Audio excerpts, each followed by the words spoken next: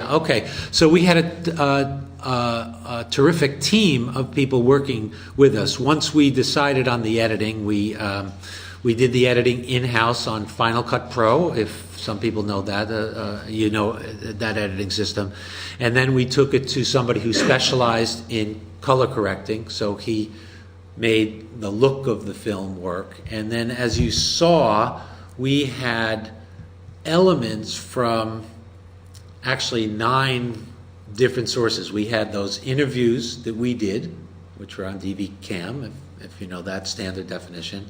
And then we had those recreations where you see kind of like the shadowy figure of a Dan Ellsberg, and those were done in high definition with a different camera in a different format.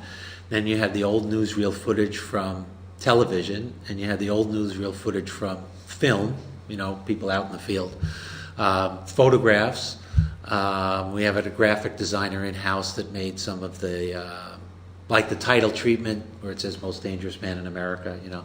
So we had all these different formats. So we went to a post-production house and had them make them uniform, you know, conform to each other. And then on the other side of it, the audio side, we had a specialist who was a sound designer and a mixer, as well as a composer for the music. So this took place very, very late in the process, and we had the composer sending us pieces of music, and we had to listen to and send back, and you know, while we were doing all the rest of the post-production, and they married those together.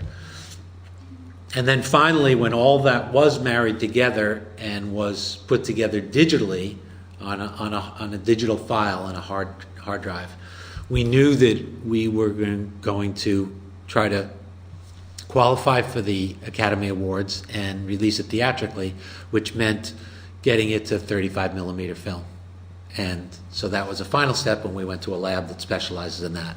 And we opened it to Toronto Film Festival 2 years ago, and I think the film came out of the lab 3 days before we opened, and that was it.